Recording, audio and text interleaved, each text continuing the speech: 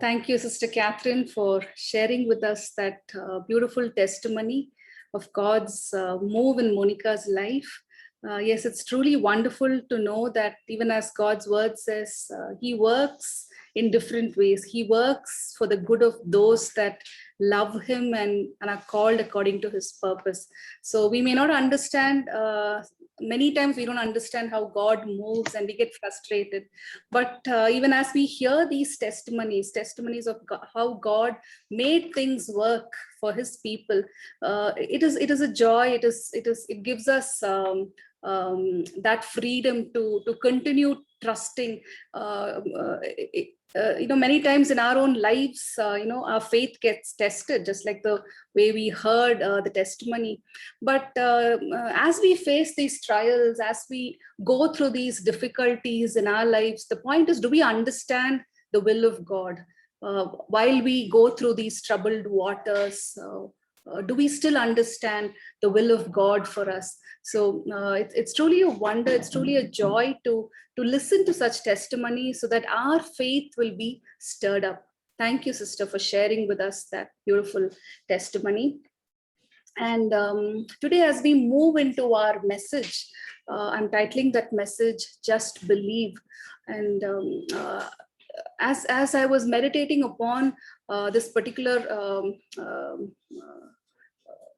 set of verses, even as I was reading the word of God, I felt God speaking to me as I was reading Mark chapter 5 verses 21 to 42. There was something that God began speaking to me. Many times we read these passages, we know them so well that sometimes we overlook the truths, the revelations that God wants to bring to us, especially at times when we feel that our faith is being tested.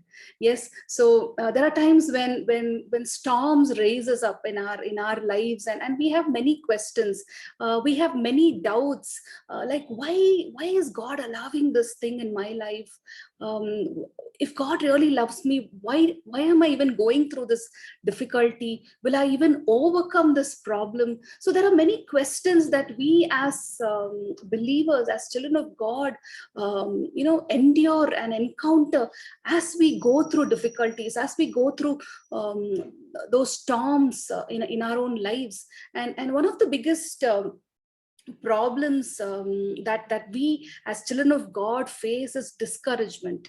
Yes, it is very true. When we go through trials, when we go through difficulties, we have a tendency to think that I've been praying, I've been waiting for this, why isn't it happening? We want things to happen quickly, and sometimes it does not. We pray, we wait, and we wait some more, and after a while we are just tempted to lose heart, we're just tempted to give up. So what do we do in such times? Even as we read the parable of the farmer, even in the natural world, as we look at the farmer who goes out and sows out in the field, after a few weeks the farmer sees small little plants sprouting out of the soil. But in our own spiritual lives, we sow seeds of faith, we pray, and we wait for something to happen. But when that does not happen, when what we are hoping for, what we have been praying for, what we are trusting for, when that doesn't happen, what do we do? Sometimes we know that we've been doing the right things, we've been praying, we've been fasting, we've been doing all the right things that we know we got to do, for weeks, for months, for sometimes even for years, and just wonder sometimes, is this even going to make a difference? Maybe you're hearing this message, maybe this is the first time you've connected and you're hearing this message, and you are in a place where even your faith is being tested. Maybe you're just tempted to just give up because you're tired of holding on. You've tried everything that you knew, everything possible that you could do, but your situation just seems to be the same. And if you are listening to this message today, this message is for you. You know, the Bible says in Galatians 6:9, this is what Paul says. He encourages people like us, saying, let us not grow weary. He's saying, do not grow weary, because in due season you will reap if you do not lose heart. We know all these truths, but how do we keep ourselves from losing heart? How do we do that? Many times we have this question, right? Because we are humans. So what do we do? You know, one thing that we need to remember, even as we go through trials, even as we encounter difficulties, we need to remember that all these trials, all these problems, all these obstacles are very normal in every Christian's life. Even Jesus had that. And just because you are experiencing those things, that doesn't necessarily mean that you're doing something wrong. Because many times we try to condemn our own self, saying, maybe it's because of my sin. Maybe it's because, God is still angry with me. Because that's not true. Just because we go through difficulties doesn't mean that we are necessarily doing something wrong. Jesus said in John 16:33, in this world you will have trouble, but take heart. I have overcome the world. Amen. So what do you believe? What is it that we believe even as we go through these difficult times? Even as our faith gets tested, that makes a huge difference. What is it that I believe while I'm going through this difficulty? In a time of trouble, a psalmist, he writes in Psalm 27:13. This is what David says: I would have lost heart unless I had believed that I will see the goodness of the Lord in the land of the living. David believed that he would see the goodness of the Lord in the land of the living. So today, if you believe that God is faithful, if you believe that He is a good God and that He is for you, then do not lose heart. Can we ask the Lord today for a greater measure of faith that, like David, will cause us to say, I will see the goodness of the Lord in the land of the living? Can we ask God for that greater measure of faith? In Hebrews 11:6, we read, without faith, it is impossible to please God. Because anyone who comes to Him must believe that He exists and that He rewards those who earnestly seek Him. Amen. So the faith that the Bible talks about involves three things. The first thing is that you need to believe that God exists. The second thing is that you need to know that He is a rewarder. The third thing is that He will reward you when you seek Him earnestly. And as we read the beginning of Hebrew 11:1, we see faith is being sure of what we hope for. Faith is being sure of what we hope for. The second thing that Hebrews 11 talks about is it is the certainty, being certain of what we do not see. Which means it is the constant, confident belief that things that are not seen will happen. It is a constant, confident belief that irrespective of how things appear in the natural, it is that constant, confident belief that things which are not yet seen will happen the way the Word of God says. So the question today for you and me, are we sure of what we hope for? Are we certain that we will see what we believe for? Are we certain of what we do not see yet? We don't see it, but we are certain of it. Just as I started with this message saying, we as believers read the Bible so much that sometimes we miss going beyond the surface to receive the revelation that God is waiting to unfold. He wants to unfold certain revelations, certain important truths to you and me through his word. And this message, just believe, is just a reminder for us that God is not only pleased with genuine faith, but he also rewards those who earnestly seek him. So even as we listen to this message, my prayer is that his voice will be heard. The voice of the Holy Spirit will be heard. And that his revelation will give that answer for those questions that we have in our minds. So let's turn our Bibles to Mark chapter 5, verses 21 to 42. Mark 5, 21 to 42. Can I invite Catherine to just read that passage for us today?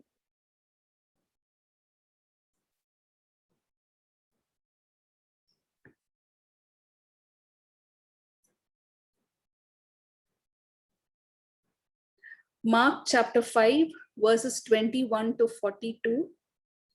When Jesus had again crossed over by boat to the other side of the lake, a large crowd gathered around him while he was by the lake. Then one of the synagogue leaders named Jairus came, and when he saw Jesus, he fell at his feet. He pleaded earnestly with him, "My little daughter is dying. Please come and put your hands on her so that she will be healed and live." So Jesus went with him. A large crowd followed and pressed around him.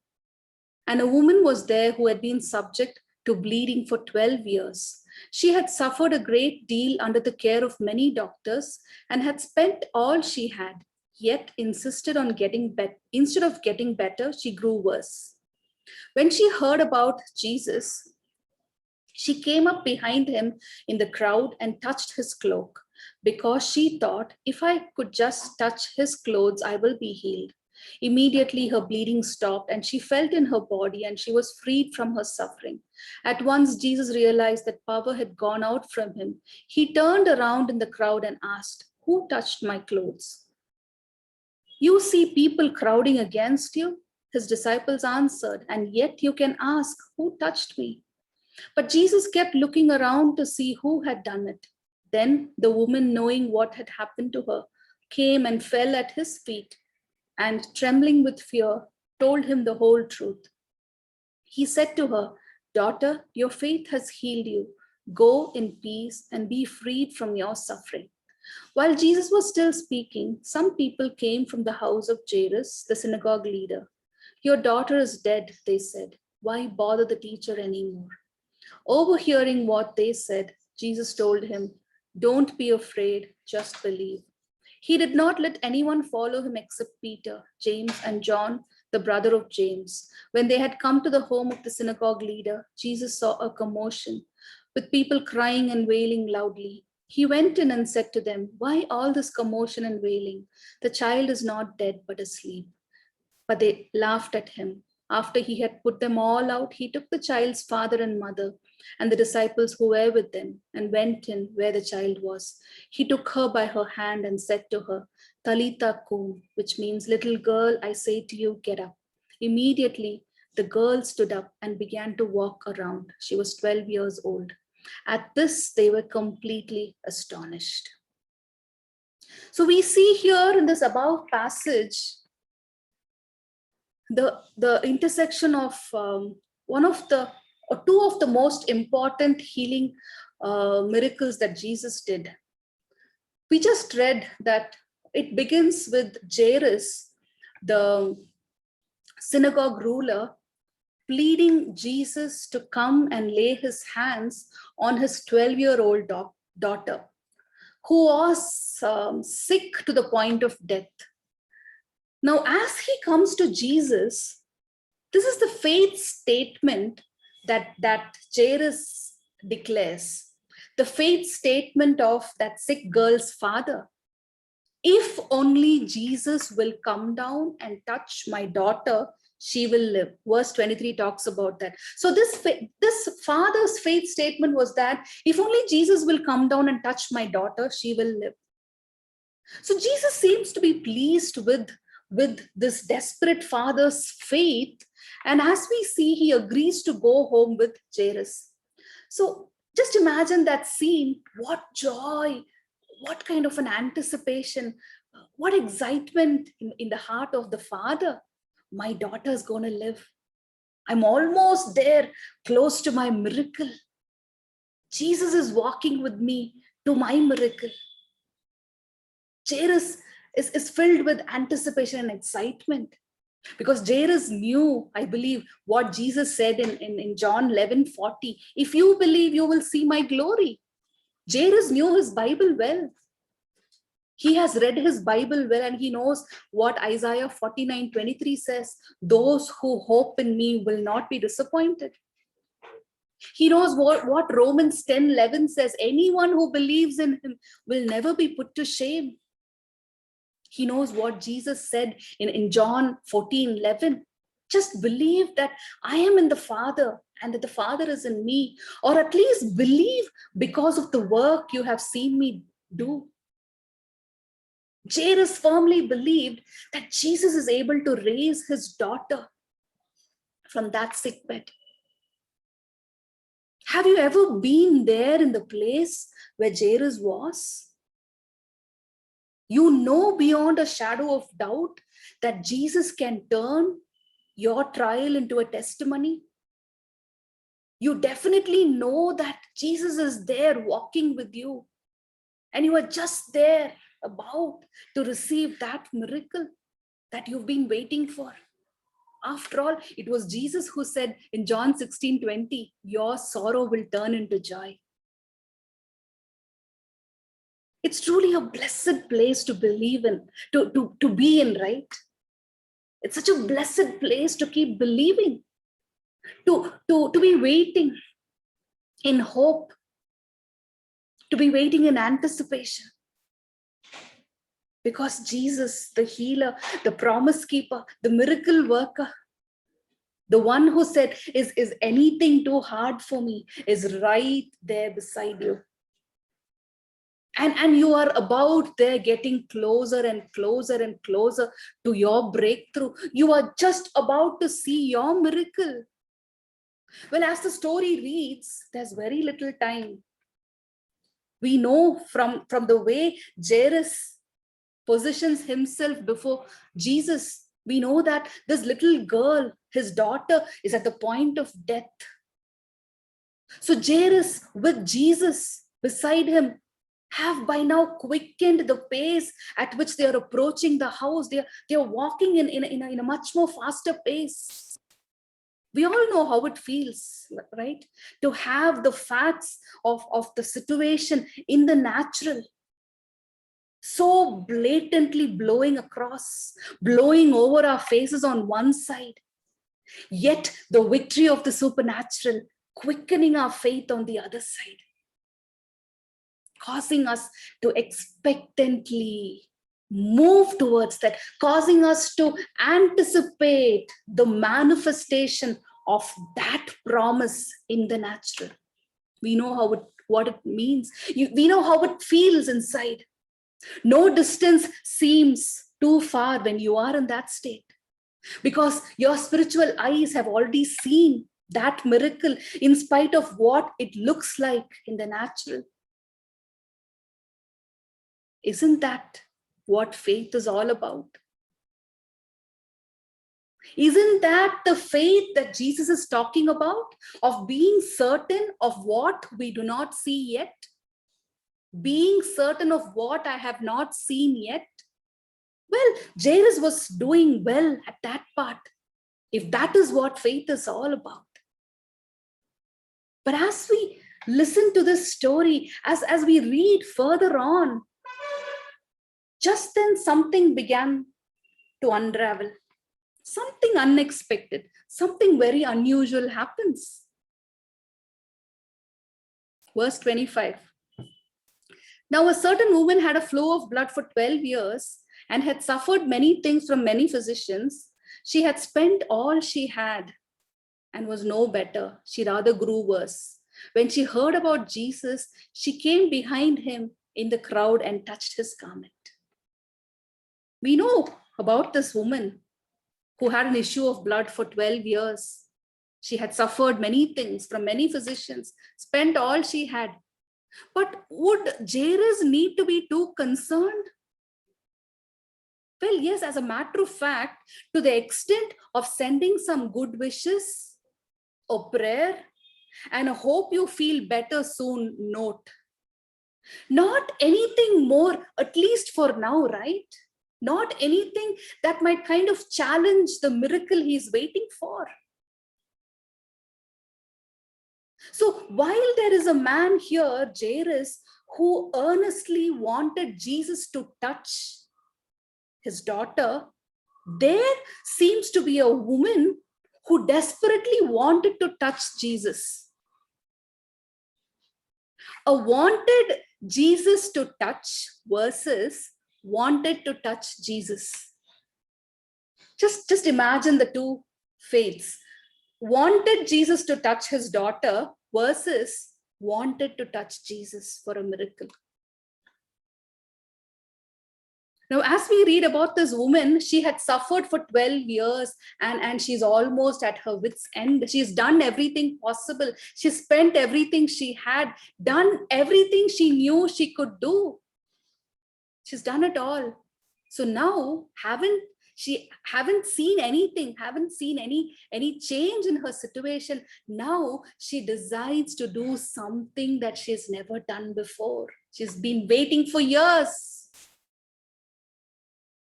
And even though it was hopeless, because the doctors would have declared so, even though it looked hopeless in the natural, she was not willing to quit. She decided to take her faith a level more. She decides to touch the healer. So come what may, she counted not the cost. Now we saw the faith statement of Jairus. Now the faith statement of this woman in verse 28, if only I may touch his clothes, I shall be made well. If only I may have a touch of the hem of his garment, I shall be made well. So she had no time to wait for the master to look at her and touch her. She was not willing to wait. She took a step of faith in moving ahead, moving through the crowd, in touching him, at least the hem of his garment. What happens? Verse 29, immediately the fountain of her blood was dried up and she felt healed. She felt it in her body. She felt healed of that affliction. Lo, behold, she has received her miracle. Her prayer has been answered. Good for her. So while Jairus is on his way to receive his miracle, he sees someone else receive theirs. It's definitely a time, I believe, to rejoice and praise God for what was impossible has been made possible.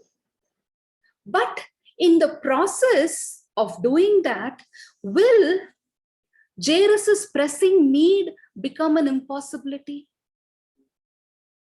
Just imagine yourself in that situation. What would you do? Jesus, help me to understand this. It's definitely a time for me to rejoice and praise that an impossible situation, something that looked impossible, has been made possible. But what about me, Lord? What about me? Have you ever been in that situation? While you were crying for your healing, while you were crying for your breakthrough, your miracle, you've been praying, you've been staying there, doing the right things at the right time, claiming the right verses. And you hear of a testimony of somebody else being healed. Somebody else received their miracle. What do? We praise God for the miracle that they have received. But do we stop with that? Do we just praise God without even mentioning the disappointment that I haven't received mine? What do? Jesus, I believed, and I still do believe. Wasn't that the cry in the heart of Jairus? Just imagine how Jairus would have felt. Well, the drama doesn't end there, because Jesus actually stops to see her and talk to her. Jesus, are you serious? Don't you know time is running out? I don't think you really understand the urgency. Jesus, we need to hurry up. There's no time. That could have been the cry in the heart of Jairus. Time is running out. Jesus, we need to hurry up. But like Jairus, sometimes we fail to realize that the one who holds time in his hands holds your life and my life in his hands too. What happens? Verse 30. Jesus asked, who touched my clothes? Jairus is thinking in his mind, I believe if I was standing next to Jairus, this is what Jairus would have thought. Jesus is asking, who touched my clothes? Does it really matter, Jesus? She's got her miracle. Now it's time for mine. Does it really matter to you who touched your clothes?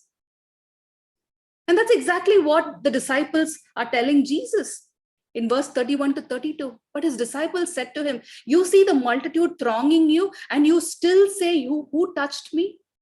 He looked around to see her who had done this thing. So Jesus doesn't seem to be satisfied with the reasons his disciples are trying to give. He tarries more. He waits more. It's already late, but he waits. He seems to look into the crowd. His eyes are looking. And he finally finds that woman. That woman who just received her miracle seemed to get all of the attention of Jesus. At that moment, it seemed that her faith attracted Jesus to her. Her faith was stronger. It just seemed like that. Because Jesus continues saying in verse 34, he said to her, daughter, your faith has made you well. Go in peace and be healed of your affliction. Yes, it is so true that nothing attracts Jesus more than faith. The faith of this woman was so potent that it actually made Jesus stop. I believe this is the kind of faith that Jesus talks about in Matthew 17:20, the faith that moves mountains. I've always considered that, Lord, what is that kind of faith that you talk about, a faith that moves mountains? If faith can move mountains, we better see mountains move. I've had this conversation with him. I better see mountains move. Well, that's exactly where this woman was. After 12 years of suffering, she was still unwilling to give up. So can we position ourselves like this woman, to never give up, to keep pursuing after our healer, our deliverer, to push our way through the crowd, just like the woman, to just touch the master? To not to give in to the lie of the enemy, and to declare like that woman, if I can only touch him, I will be made well. I believe this is a time that we got to declare it over us, declare our healing over us, declare your provision over you, declare your breakthrough over you, declare your miracle today. Because the Bible clearly says, as you have believed, so shall it be. So as we believe, as we declare, so shall it be. Well, does it mean that the faith of Jairus just got drowned in the overwhelming, mountain-moving faith of this woman? Does it mean like that? Does it mean that God has just favored this woman over Jairus? Because every moment of wait seemed like a lifetime for Jairus. Every moment that Jesus tarried looked like a lifetime for Jairus. The story doesn't stop here. Jairus, the anxious father, seems to be more anxious, seems to be more agitated as Jesus tarries more than necessary, talking to that woman. Have you been there? Where you are so anxious. You need that breakthrough. You are desperate for that miracle. Jesus, we better hurry. There is a need. Lord, the need is big. Jesus very well knew the gravity of the situation. He knew what was the need of Jairus. But he still waits until verse 35 happens.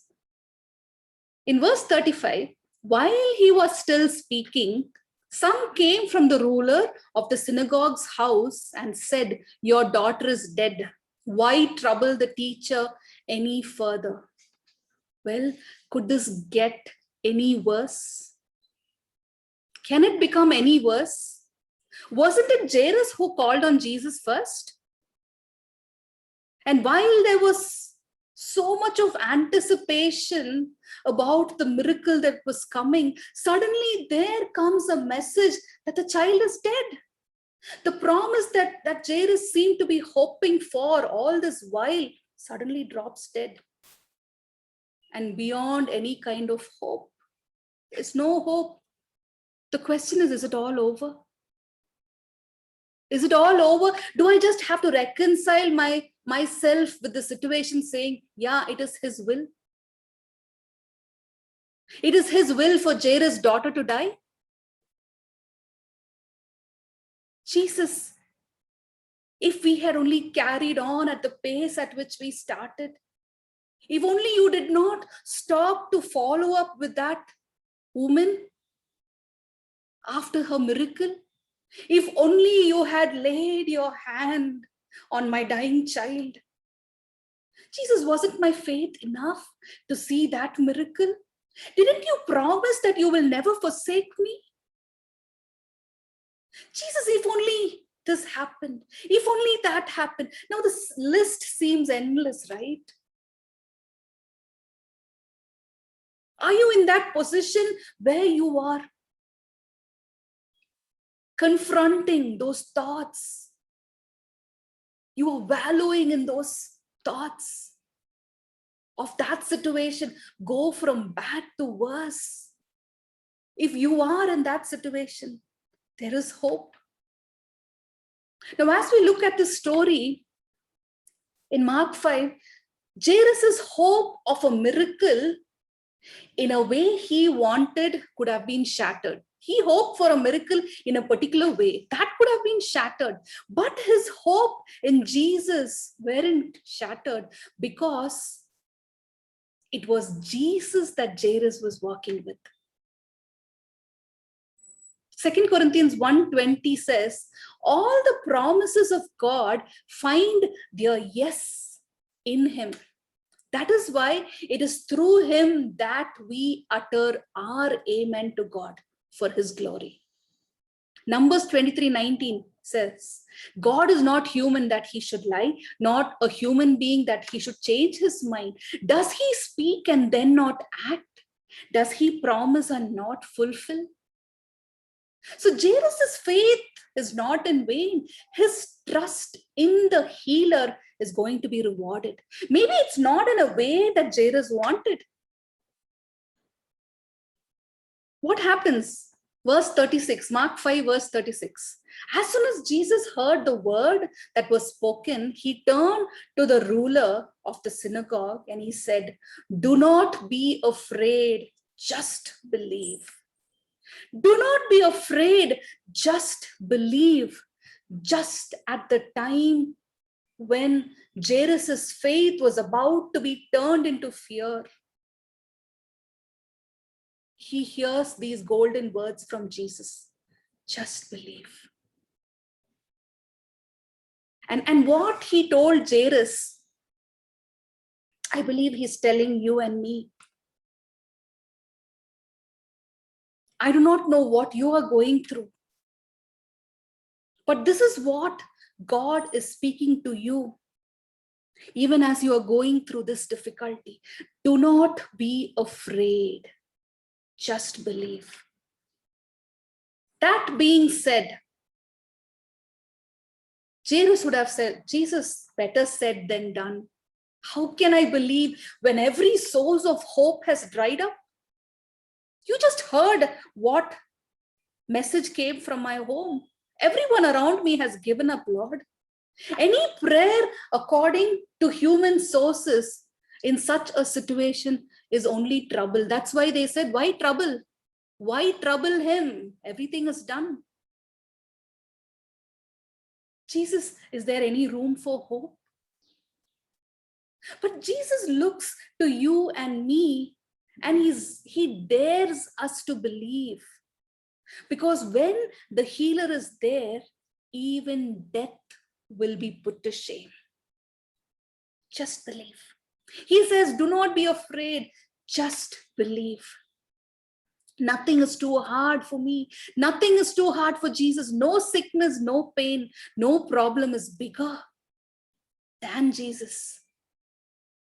He's the God whom Abraham believed, as we see in Romans 4:17, the God who gives life to the dead and calls things into being, things that are not as though they were. Amen. He is a God who gives life to the dead. John 5:21. Jesus says, just as the Father raises the dead and gives them life, so also the Son gives life to whom he wishes. So Jairus' faltering faith, by now the faith level of Jairus would have been coming down, but his faltering faith begins to firm up the moment he hears the words of Jesus. He was probably reminded of Father Abraham's faith, as we read in Romans 4:18. Against all hope, Abraham in hope believed. Against all hope, Abraham could believe, right? And so he became the father of many nations, just as he had been told. What was he told? So shall your offspring be. So against all hope, Abraham in hope believed, and so became the father of nations, just as he had been told. Just as he was told by God, he became. So Jairus knew that he will, like Abraham, see just as he has been told by Jesus, irrespective of how the situation looks like in the natural. So today, what has Jesus told you concerning your circumstances, concerning your situations? What is that promise that he's given you? No matter how it looks like to you now, hold on to what Jesus said. Jairus held on to it. So no matter how desperate you are, no matter how difficult the situation looks like, no matter how impossible it looks to you in the natural, hold on to what Jesus has spoken to you. You will see it. Just believe. Moving on in Mark 5, verses 38 to 39. Then he came to the house of the ruler of the synagogue and saw a commotion, and those who wept and wailed loudly. When he came in, he said to them, why make this commotion and weep? The child is not dead, but sleeping. Yes, Jesus entered Jairus' house to wake up the sleeping child who was dead in the natural. So Jesus saw the child as just sleeping, not dead. In the natural, it looked like the child was dead because there was so much of weeping, so much of commotion. But for Jesus, Jesus saw the child as just sleeping. The question is, do we see our situations the way Jesus sees? Do we see our problems through the eyes of Jesus? Because for Jairus, it was an opportunity to see yet another miracle unfold right before his eyes. That was the second miracle. The first miracle was already done. The miracle of how that woman with the issue of blood received her healing. And this was Jairus' second opportunity to see yet another miracle. Well, do you see that opportunity right now? In the midst of your dead situation, in the midst of your impossibility, do you see an opportunity? In John 11, we read about what Jesus tells his disciples when they begin to know that Lazarus is dead. And I like the way the Passion Translation puts it. John 11:15. This is what Jesus says, looking to his disciples. He says, now you have another opportunity to see who I am, so that you will learn to trust in me. Now you have another opportunity to see who I am, so that you will learn to trust in me. So what seems dead? What are the things that seems dead in your life right now? Invite the healer, invite the master into your life and just believe in him. Don't let room for any fear in your life, because when the healer is with you, you have nothing to be afraid of. Just as Jesus said in John 11:15, this is yet another opportunity for you and me to see who our God is. Amen. In verse 41, Mark 5, verse 41, then he took the child by the hand and said to her, Talitha Kumi, which means, when translated, little girl, I say to you, arise. So in the midst of the wailing, in the midst of the weeping, in the midst of the mourning, Jesus takes the child by her hand and brings her back to life. What he did for Jairus and his daughter, he's going to do it for us. Jesus can resurrect everything that seems dead in our lives. What are the things that looks dead, that needs resurrection? Is it our health? Is it our finances? Is it our marriage? Is it our future, our children's lives? Is it relationships? Is it the dreams that we've been holding on to? What is it? Whatever it is,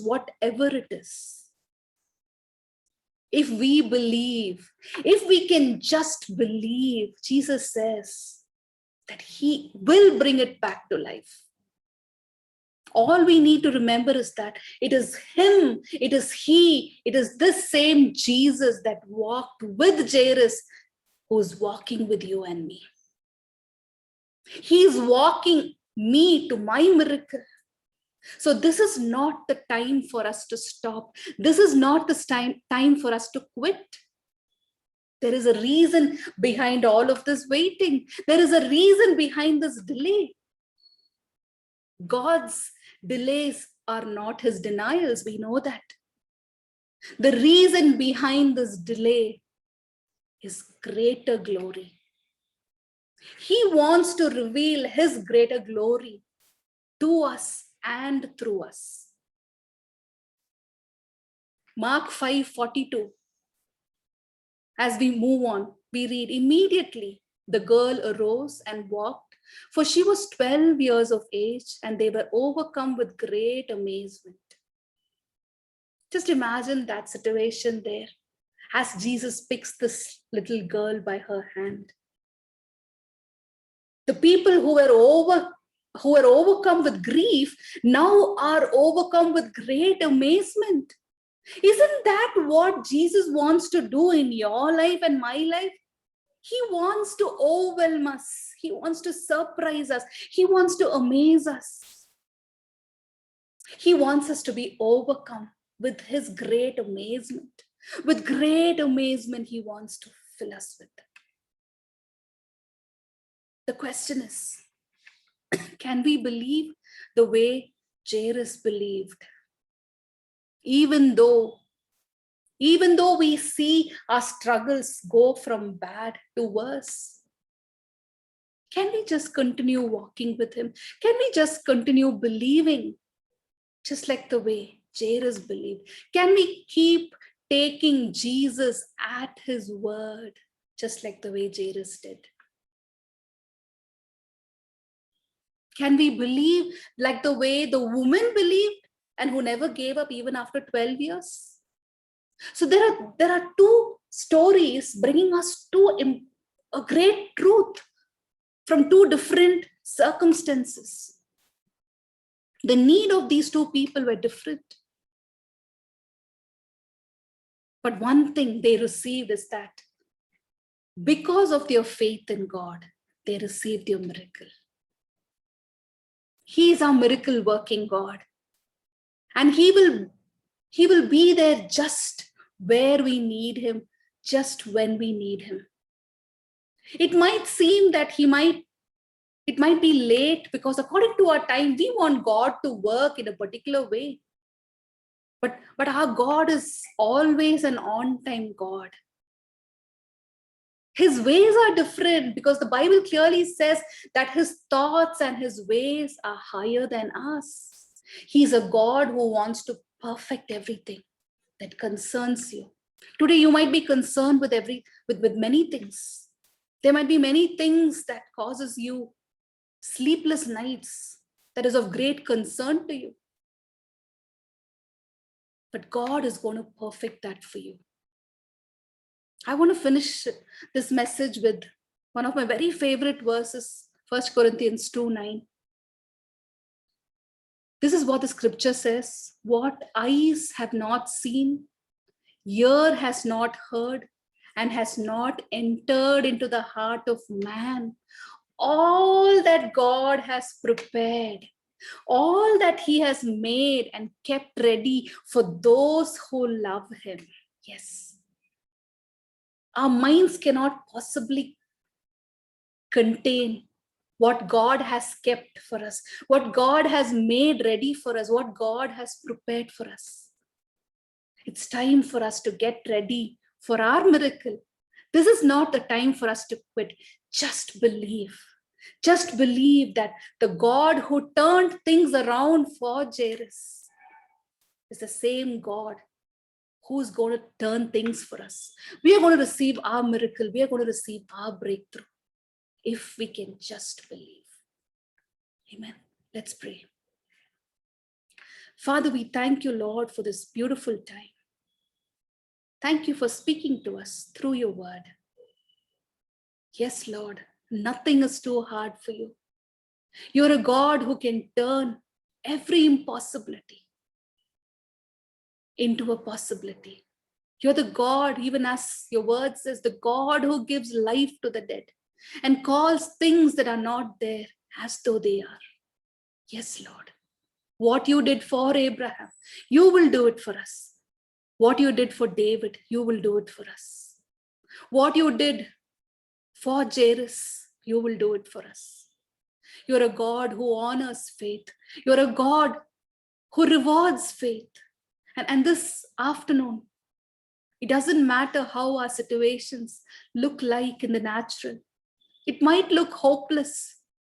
It might seem impossible in the natural.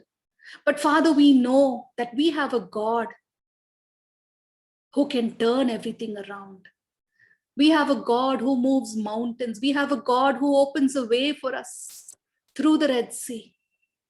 We have a God who causes life to spring forth out of nothing, out of the dead. And so, Father, this afternoon, we come to you, Lord, for that fresh wind, that fresh breath of life to enter us, oh Lord, to enter our situations, those impossibilities, those things that look so impossible in the natural. Father, we pray that your breath of life will enter those impossibilities. And may your life enter those situations, God. And just like the way the people who saw that little girl arise were filled with astonishment and amazement, Lord, we know that you're going to fill us with such amazement. You're going to surprise us We know, Father, that in the coming days, we are going to be pleasantly surprised. We are going to be surprised in such a way that we will not be able to contain it. Father, the people around us are going to see your wonder working, miracle working power being displayed in our lives and through our lives. We thank you, Father. We thank you. We thank you that through those situations that look impossible, your glory is going to shine through. Yes, Master, we thank you. We thank you for your word. We thank you that you have encouraged us through your word. We commit everything into your hands this afternoon. We thank you for each person who has joined us, Lord. Each person who's listening to this message. God, we pray for a miracle right now. We pray for your breakthrough in their lives right now. We pray, Father, for whatever situation they are being confronted with. Today, there will be a miracle. Today, there will be a release. Today, there will be a touch from heaven, oh God. We pray that your life will enter into their situations. And may there be a complete turnaround, oh Father. We thank you, Lord. We thank you for what you are doing in our lives, God. We thank you for this beautiful moment. We commit everything into your hands. Body, mind, soul, and spirit. We trust in you. In Jesus' precious name we pray. Amen. Amen.